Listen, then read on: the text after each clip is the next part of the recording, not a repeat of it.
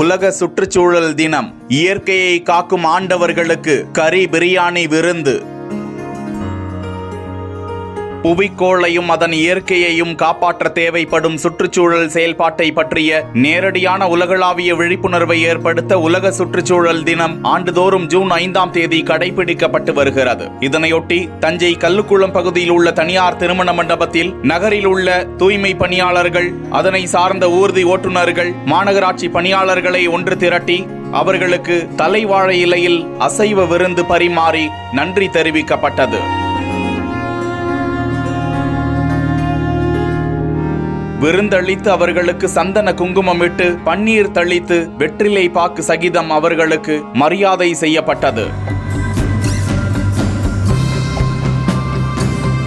தனியார் அறக்கட்டளையை சேர்ந்த பிரபு ராஜ்குமார் மேற்பார்வையில் தூய்மை பணியாளர்களுக்கு உலக சுற்றுச்சூழல் தினத்தில் கௌரவம் செய்யப்பட்டது குறிப்பிடத்தக்கது.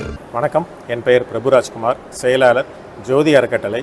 ஜூன் 5ஆம் தேதி அன்று உலக சுற்றுச்சூழல் தினம் கொண்டாடப்பட்டு வருகிறது. சுற்றுச்சூழல் என்பது மாசடையாமல் இருக்க வேண்டும், புவி வெப்பம் அடைவது குறைய வேண்டும் என்பதற்காக இந்த தினம் பொதுமக்களிடையே விழிப்புணர்வு ஏற்படுத்த வேண்டும் என்பதற்காக கொண்டாடப்பட்டு வருகிறது.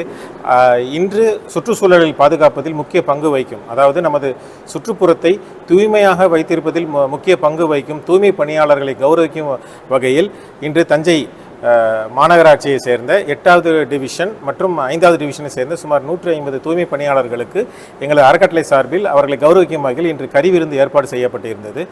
இந்த நாளில் அவர்களுக்கு கௌரவம் செய்வதுதான் சரியானதாக இருக்கும் என்பதன் அடிப்படையில் இன்று அவர்களுக்கு எங்கள் அறக்கட்டளை சார்பில் கறி விருந்து ஏற்பாடு செய்திருக்கிறோம். சுற்றுச்சூழல் மாசடைவதில் முக்கிய பங்கு வகிப்பது மக்கும் குப்பை, மக்காத குப்பை, அதிலும் குறிப்பாக பிளாஸ்டிக் குப்பைகள் தான் சுற்றுச்சூழலை கெடுப்பதில் முக்கிய பங்கு வகிக்கின்றன. அந்த பிளாஸ்டிக் குப்பைகள் உள்ளிட்ட எல்லா குப்பைகளும், மக்கும் குப்பை, மக்காத குப்பைகளை தரம் பிரித்து சேகரிப்பதில் தூய்மை பணியாளர்களின் பங்கு அளப்பரியது.